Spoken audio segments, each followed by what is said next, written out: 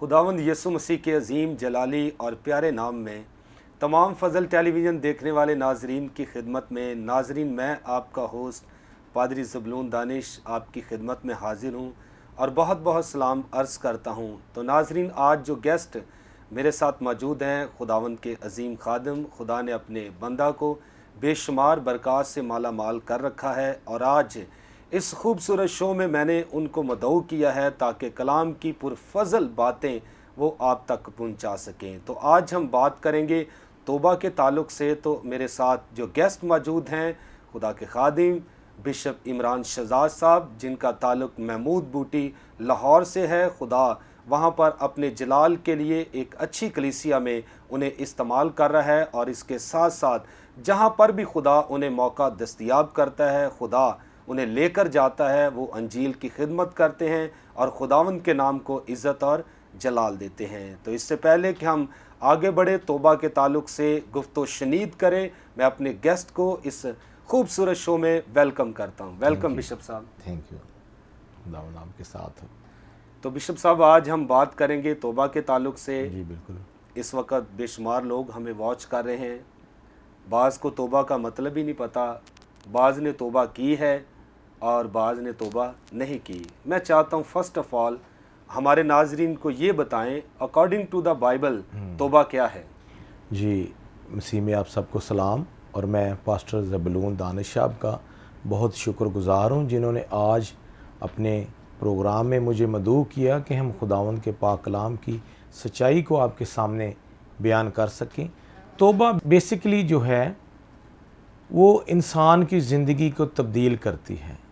बाज़ लोग ऐसे हैं कि वो सारी ज़िंदगी गुनाह में गुजार देते हैं, जब करीब मर्ग होते हैं तो उनको इस बात का याद दहानी आ जाती है कि हम तौबा कर लें, तो उस वक़्त उस तौबा का कोई फ़ायदा नहीं है। कलाम अक़दस हमें ये इस बात की तलकीन करता है कि मुबारक वो लोग हैं जो जवानी के अय्याम में खुदा को कबूल करते हैं। तौबा जो है हमें खुदा के करीब लाती है, गुनाहों से छुटकारा देने का वसीला साबित होती है। अगर हमारी ज़िंदगियों में कोई बुराई है तो हमें चाहिए कि हम अपने आप को गौर करें, क्योंकि कलाम मुक़द्दस में लिखा है कि अगर हम अपने आप को जांचते तो सज़ा ना पाते, लेकिन खुदा हमको सज़ा देकर तरबियत करता है ताकि हम दुनिया के साथ मुजरम न ठहरें।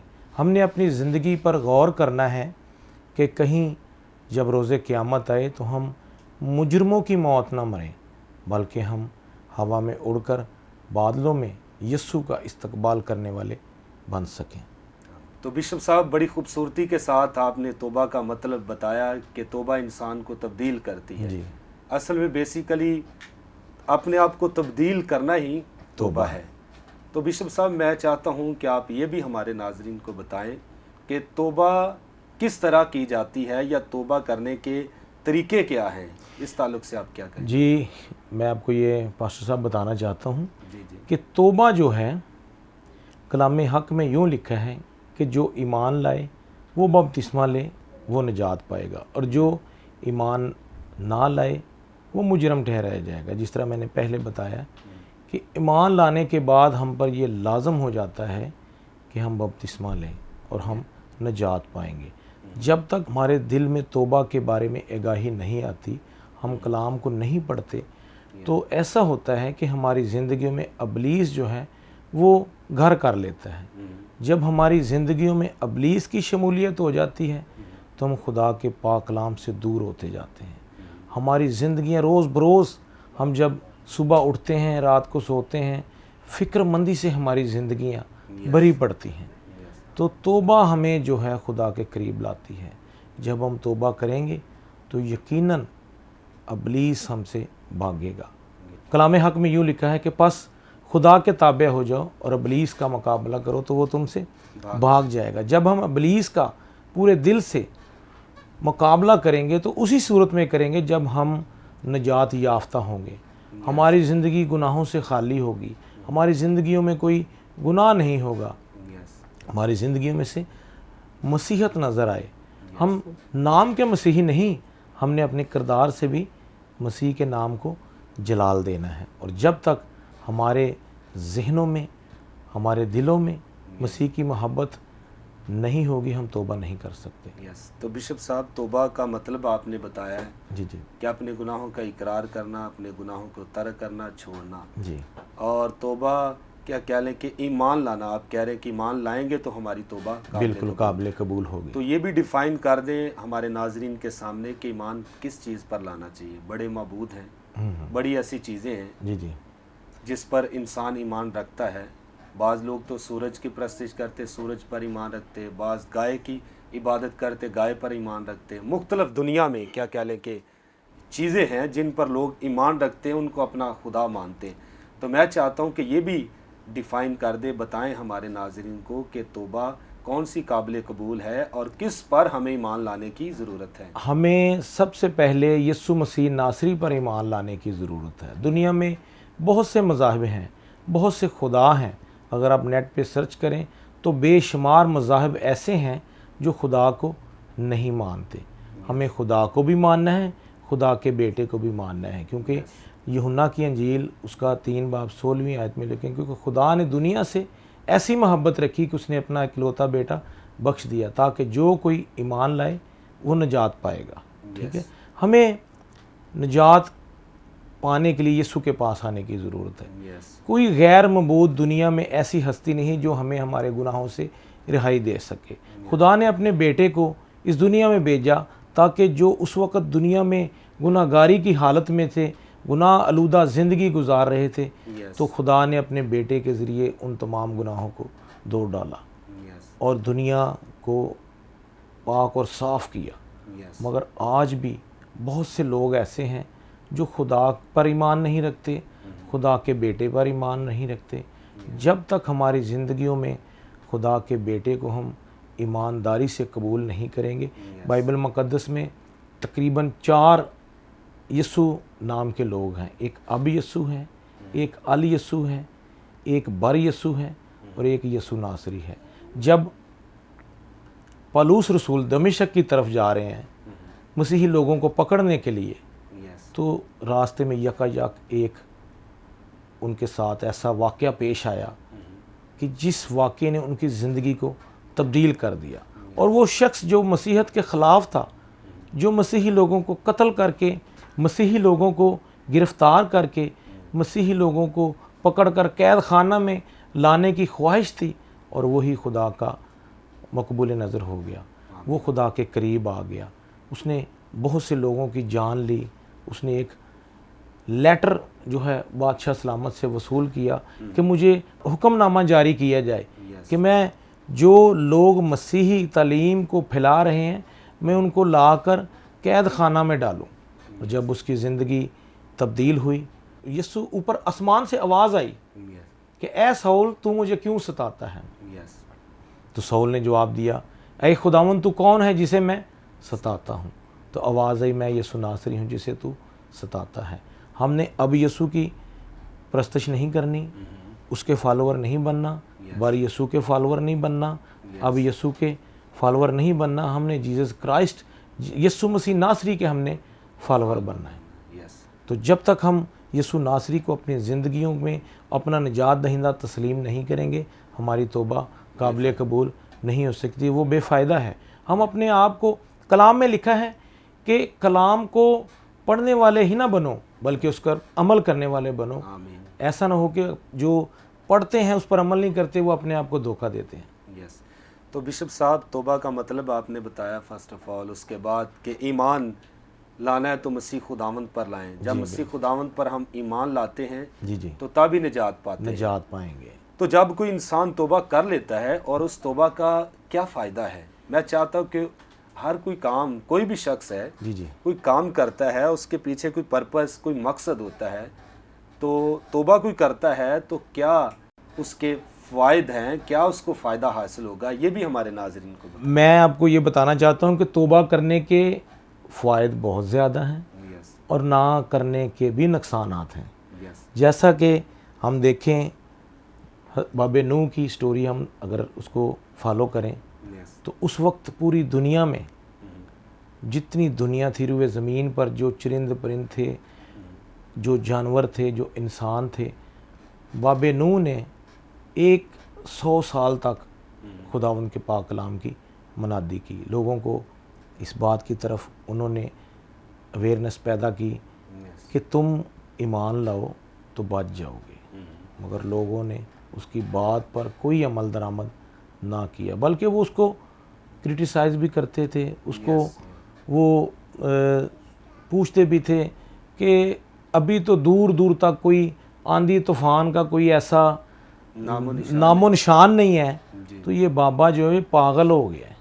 बाबा समझ नहीं आ रही क्यों ऐसे कश्ती बना रहा है। मगर बाबे नूह ने खुदा के हुक्म को माना और उसके ख़ानदान ने उस हुक्म के वसीला से अपनी ज़िंदगियाँ बचा ली। जानवर जो हैं वो खुदा का हुक्म मान रहे हैं, परिंदे खुदा का हुक्म मान रहे हैं, परिंद जितने भी हवानात हैं, जो नापाक जानवर हैं वो भी खुदा का हुक्म मान रहे हैं, जो पाक जानवर हैं वो भी खुदा का हुक्म मान रहे हैं। और इंसान जो अशरफुल मखलूक़ात है, इंसान खुदा के हुक्म को नहीं मान रहा। और जब बारिश हुई, 40 दिन और 40 रात बारिश होती रही, तो कश्ती जो है वो उस वक़्त ज़मीन पर ही टिकी रही। तो उस वक़्त 100 साल और 40 दिन खुदा ने मौका दिया इंसानों को कि अपनी ज़िंदगियां तब्दील करो, तौबा की तरफ रुजू लाओ। और जितने लोग, खुदा का ये निज़ाम था, खुदा को मालूम था कि पूरी दुनिया में जितने नूह के जो ख़ानदान के लोग हैं, उसकी बीवी, उसके 3 बेटे, उनकी बीवियां और नूह, ये 8 लोग हैं जो खुदा की हुक्मों पर जिन्होंने अमल किया और उस कश्ती में वो सवार हो गए। और वो कश्ती जो है तकरीबन जब 40 दिन 40 रात बारिश होती रही तो कश्ती ज़मीन पर टिकी रही। उसके बाद 150 दिन जो है वो आसमान के सोते फूटे और ज़मीन से पानी निकला, तो कश्ती जो है पानी से उठना शुरू हो गई। और तब लोगों ने कहा कि अब हम बचेंगे नहीं। उन्होंने दरवाज़ा खटखटाया, नूह की मिन्नत समाजत भी की, मगर वो दरवाज़ा जो है खुदा ने बंद किया था। जैसा कि बिशप साहब, सॉरी टू से वक्त कम है, तो हम यहाँ से कंटिन्यू करेंगे। तो नाजरीन, बड़ी खूबसूरत बातें आप सुन रहे हैं, बिशप साहब बता रहे हैं नूह के ताल्लुक़ से। वो बता रहे थे किश्ती बनाई और उसमें उसका कुनबा आया, ख़ानदान के लोग आए, दूसरे लोग किश्ती में ना बैठे, ये सारी स्टोरी वो सुना रहे हैं। तो यहाँ पर वक्त हुआ चाहता है एक ब्रेक का, लेंगे एक शॉर्ट ब्रेक और मिलते हैं ब्रेक के बाद।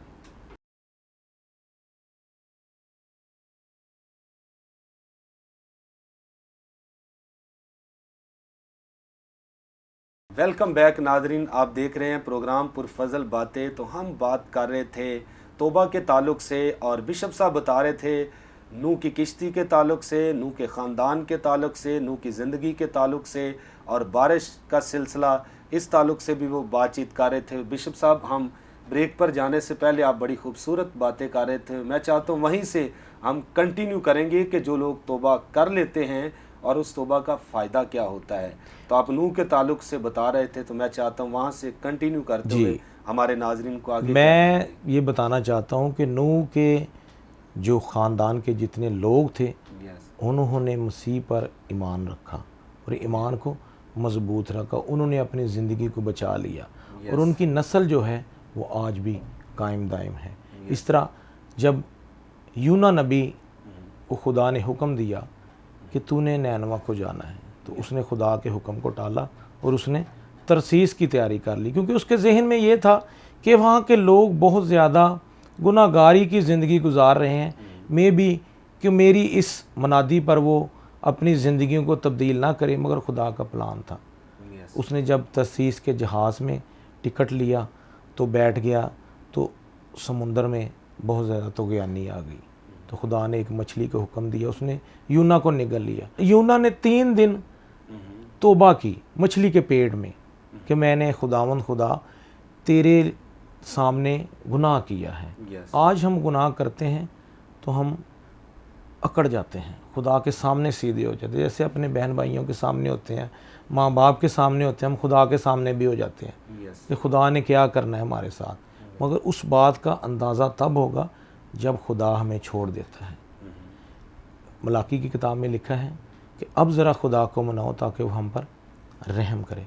रहम जो है, जितनी देर तक हम तौबा नहीं करेंगे हम पर रहम नहीं हो सकता। Yes. इसके अलावा अयूब नबी के बारे में हम अगर देखते हैं तो उसके पास सब कुछ था Yes. और उस वक़्त औस की सरज़मीन पर उससे कोई अमीर शख्स पूरी दुनिया में मौजूद ना था, मगर जब उसकी ज़िंदगी में अबलीस ने शमूलियत की, बंदा वो खुदा का है। आज भी खुदा के बंदों को अबलीस बहुत ज़्यादा आज़माता है, Yes. उनको परेशान करता है, किसी ना किसी तरीके से उनको दुख तकलीफ़ पहुंचाने में 24 घंटे मगन रहता है। तो अयूब नबी ने उस पर 4 बीमारियां आईं, उसके 4 दोस्त थे जो उसके लिए दुआ करते रहे, Yes. उसके लिए उन्होंने रोज़े रखे और एक वक़्त ऐसा आ गया कि अयूब नबी ने ज़मीन पर बैठकर तौबा की। उसने कहा, उसकी बीवी ने उसे कहा कि तू खुदा की तकफ़ीर कर और मर जा। अयूब नबी ने अपनी बीवी को उसका जवाब ये दिया कि तू नादान औरतों की सी बातें करती है, क्या हम खुदा से सुख पाएँ और दुख ना पाएँ। जैसा कि कलाम में लिखा है कि इंसान को खुदा दुख देता है ताकि वो अच्छे दिन देखे। जब तक हम दुखों में होते हैं तो हमें उन दुखों में, उन मुसीबतों में, परेशानियों में कभी खुदा का दामन नहीं छोड़ना चाहिए। जब हम खुदा के दामन को छोड़ देंगे, खुदा से दूर हो जाएंगे, तो हम उन बरकतों से महरूम हो जाएंगे जो खुदा हमें देने की कुदरत रखता है। जी पारी साहब, आपने तौबा के फ़ायदे के बारे में पूछा है, तो मैंने आपको 3 वाक़या जो बाइबल मुक़द्दस में रिटन है वो आपको बताया कि नूह के दौर में लोगों ने तौबा ना की तो अपनी ज़िंदगियां गंवा लीं और वही लोग बचे जो निजात याफ्ता थे। नूह और उसका ख़ानदान बच गया। इस तरह अयूब नबी में जो खामियां थीं, जो कमियां कमज़ोरियां थी, उसने उनकी माफ़ी मांगी, उसने भी अपनी ज़िंदगी को बहाल किया। खुदा ने उसको डबल बरकतों से माला माल किया।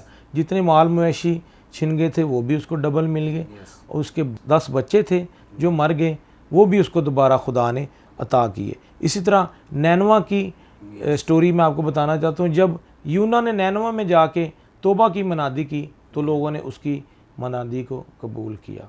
लोगों ने इस बात पर इत्फाक किया कि हम गिराजारी करते हैं, हम अपने आप को खुदा के सामने सरेंडर करते हैं, रोज़ा रखते हैं, तो खुदा ने उनके रोज़े को कबूल किया और 1,20,000 लोग जो हैं उस तौबा की मनादी की वजह से बच गए। Thank you very much bishop साहब। नाजरीन, बड़ी आप खूबसूरत बातें सुन रहे हैं। तो मैंने पूछा था कि जो लोग तौबा कर लेते हैं और उनको क्या फ़ायदे हासिल होते हैं, तो बड़ी खूबसूरती के साथ बिशप साहब ने बताया है। पहले नूह का वाक़या बयान किया है कि नूह मुनादी करता रहा कि खुदा के हुक्मों को माने, अपने गुनाहों से तौबा करेंगे तो आपकी ज़िंदगी बच जाएगी। और जिन्होंने नूह की बात को माना वो बच गए और जिन्होंने नूह की बात को नहीं माना वो सारे हलाक हो गए। उसके बाद बिशप साहब ने बताया है नैनवा का वाक़या कि नैनवा शहर के अंदर यूना ने मुनादी की और लोगों ने खुदा को कबूल किया, अपने गुनाहों से माफ़ी मांगी और नैनवा सारा मुल्क बहाल हो गया। अयूब पर मुसीबतें आई। अयूब भी सोचता था शायद मैंने कोई गुनाह किया है। खुदा के आगे उसने अपने आप को पूरे तौर पर पेश किया और खुदा ने उसकी मदद की और उसे फिर से बहाल किया और उसे उससे ज़्यादा बरक़ात से माला माल किया। आज भी अगर कोई इंसान तौबा करके गुनाह करता है, खुदा उसकी सज़ा ज़रूर देता है। लेकिन अगर कोई तौबा करता है और अपने गुनाहों का इकरार करके उसको तर्क कर देता है, उस पर खुदा की रहमत, खुदा की कुदरत, खुदा की बरकत फिर से ठहर जाती है। तो नाज़रीन, अपने गुनाहों से तौबा करें और मसीह को कबूल करें तो हमेशा की ज़िंदगी के आप वारिस होंगे। सबसे बड़ा फ़ायदा यही है कि आप अब्दी ज़िंदगी के वारिस बन जाएंगे। तो बिशप साहब, मैं चाहता हूं कि जो लोग तौबा नहीं करते उनके लिए कौन से नुकसानात हैं, क्या वो नुकसान उठाएंगे? मैं चाहता हूं कि हमारे नाजरीन को ये भी बताएं। जी बिल्कुल, हम इस बात पे भी आते हैं। जब सदूम और अमूरा के लोगों ने तौबा ना की तो खुदा ने वहाँ पे आग और गंधक की बारिश को बरसाया। जितने लोग वहाँ पर थे वो सफ़ा हस्ती से मिट गए। सिर्फ लूत और उसकी बीवी और उसकी बेटियां बचीं और खुदा ने हुक्म दिया कि जब आग और गंधक बरस रही हो तो आप लोगों ने पीछे नहीं देखना। मगर उसकी बीवी ने अपने दिल में गुमान किया, शक किया कि पता नहीं पीछे क्या हो रहा है। जब वो पीछे पलटी तो उस वक़्त नमक का सतून बन गई। तो उसके बाद हम देखते हैं कोरा दातन एबीराम, उन्होंने भी तौबा ना की तो उनके जो पूरा गांव है, पूरा इलाका ज़मीन दोज़ हो गया। खुदा ने ज़मीन का मुंह खोला और उनके जो माल मुआशी थे, जितने लोग थे, उनके कबीले के माल असबाब, उनके घर, वो सब ज़मीन दोज़ हो गए और ज़मीन ने अपना मुंह बंद कर दिया। तो आज हम खुदा से बरकत लेने के बारे में सोचें। जो लोग खुदा से बरकत लेना चाहते हैं उनको तौबा करने की बहुत ज़्यादा ज़रूरत है। अगर वो तौबा नहीं करेंगे तो जिस तरह सदूम और अमूरा के इलाके में खुदा ने आग और गंधक को बरसाया, जिस तरह कोरा दातन और एबीराम के लोग जो हैं ज़मीन दोज़ हो गए, तो इस तरह ऐसी आफतें उन लोगों पर ना आ जाएं जो लोग तौबा नहीं करते। यस। तो बिशप साहब, आपने भी अपनी ज़ाहिर है ईमानदार हैं तो खिदमत भी करते हैं। जी जी। आपने भी सबसे पहले मसीह को कबूल किया, उसके बाद बाइबल की स्टडी ली होगी और फिर खिदमत में के मैदान में आए हैं। मैं चाहता हूं कि मुख्तसर तौर पर आप अपनी ज़िंदगी के बारे में बताएं कि आपने किस तरह मसीह को कबूल किया, अपने गुनाहों से तौबा की और खिदमत में किस तरह आए। जी, मैं आपको पारिश साहब बताना चाहता हूँ कि 97 में मेरे वालिद साहब का एक्सीडेंट हुआ तो उनकी टांग जो है ये 5 जगह से टूट गई। उस वक़्त हमारा बिजनेस जो है खुदा के फजल से बहुत ग्रोथ में था। उसके बाद जब मैंने अपना कारोबार संभाला, मेरी वालदा जो थी इस दुनिया फ़ानी में नहीं रही, तो उन्होंने खुदा से वादा किया था कि हम इस अपने बेटे को खुदा के सुपुर्द करेंगे, हम इससे खिदमत का काम करवाएंगे। तो जब मैंने एसोसिएट इंजीनियरिंग की है अहमद हसन पॉलीटेक्निक से, इलेक्ट्रॉनिक्स में 3 साल डिप्लोमा मैंने किया, तो उसके बाद अपने बिजनेस को संभाला। तो मैं चर्च जाता तो था मगर पूरे दिल से मैं नहीं जाता था। मैंने जाके वहाँ पे म्यूज़िक इंस्ट्रूमेंट बजाने, ठीक है, 2 घंटे 1.5 घंटा रहे, या कभी कभार मैंने जाना, और जब कभी मेरा दिल ना करना मैंने भगत साहब को कहना कि तुसी चलो मैं आ रहा। तो मैंने अपने दोस्तों के साथ निकल जाना। एक वक्त ऐसा आया कि मेरा जो बिजनेस था वो डाउन होना शुरू हो गया। यानी खुदा की एक बुलाहट थी कि खुदा ने मुझसे ये काम लेना था। आहिस्ता आहिस्ता वो बिजनेस जो है वो मतलब कि ख़त्म होना शुरू हो गया। तो मैंने अपने आप में ये महसूस किया, मुझे मेरी माँ की वो बात याद आई कि जो खुदा से वादा किया था मैंने उसको अप्रिशिएट किया, मैंने तौबा की, मैंने जो है खुदा को कबूल किया, तो खुदा की खिदमत में मैं इन हो गया। तो अब खुदा का शुक्र है कि लाहौर में हमारे 4 चर्च हैं, हमारे रजिस्टर्ड चर्च हैं। पाकिस्तान मसीही रूहानी कलीसिया बगद ग्रुप के नाम से हमारी मिनिस्ट्री है। तो हमें खुदा अपने जलाल के लिए मुख्तलिफ जगह पे इस्तेमाल करता है। जहाँ पे हमें कोई दावत देता है तो हम खुदा के पाक कलाम को ज़रूर वहाँ पे जाके शेयर करते हैं। सबसे ज़्यादा ज़रूरी है कि आज के कलाम के वसीला से जो लोग तौबा का इरादा नहीं रखते उन्हें चाहिए कि वो ज़रूर तौबा करें। Thank you very much bishop साहब। Thank you. नाजरीन, बड़ी खूबसूरत बातें आज तौबा के ताल्लुक़ से आपने सुनी है। तो बाइबल मुक़द्दस भी फरमाती है कि ज़मीन पर अगर एक शख्स अपने गुनाहों से तौबा करता है और आसमान पर लाखों हज़ारों फरिश्ते खुशी मनाते हैं, क्योंकि जो तौबा करता है वो अबदी ज़िंदगी का वारिस बन जाता है। तो अपने गुनाहों से तौबा कीजिए तो ज़िंदगी में बड़े आपको फ़ायदे हासिल होंगे। सबसे बड़ा फ़ायदा ये है कि आप अबदी ज़िंदगी के वारिस बन जाएंगे। अगर अपने गुनाहों से आप तौबा नहीं करते तो याद रखिए आप आग और गंधक की झील में डाले जाएंगे, जहां रोना और दांतों का पीसना है। जो तौबा करते हैं वो अबदी ज़िंदगी में दाखिल हो जाते हैं, और जो तौबा नहीं करते, तौबा के बगैर ही, ईमान के बगैर ही इस दुनिया में मर जाते हैं, उनका हिस्सा आग और गंधक की झील में होगा। आखिर पे मैं भी यही मैसेज देना चाहता हूँ कि यसु मसीह पर ईमान लाइए, अपने गुनाहों से तौबा कीजिए। यसु आसमान के बादलों पर जल्द आने वाला है। अगर आप उस पर ईमान रखते होंगे तो आप हवा में उड़कर उसका इस्तकबाल करेंगे। अगर आपने तौबा नहीं की, मसीह पर ईमान नहीं लाए और उसके खून से नहीं धुले, तो याद रखिए आप आसमान की बादशाही में दाखिल नहीं हो सकते। तो नाजरीन, यहाँ पर वक्त ख़त्म हुआ चाहता है, लेंगे आपसे इजाज़त। Thank you very much bishop साहब, आपने कलाम खुदा में से बड़ी खूबसूरत आज बातें तौबा के ताल्लुक़ से हमारे नाजरीन तक पहुँचाई हैं। मैं उम्मीद करता हूँ कि यकीनन नाजरीन बरकत पा रहे हैं। तो नाजरीन, फिर मिलेंगे नए प्रोग्राम के साथ, नए गेस्ट के साथ। खुदावंद आपको बरकत दे, अपना ख्याल रखिए। God bless you all. Pakistan जिंदाबाद।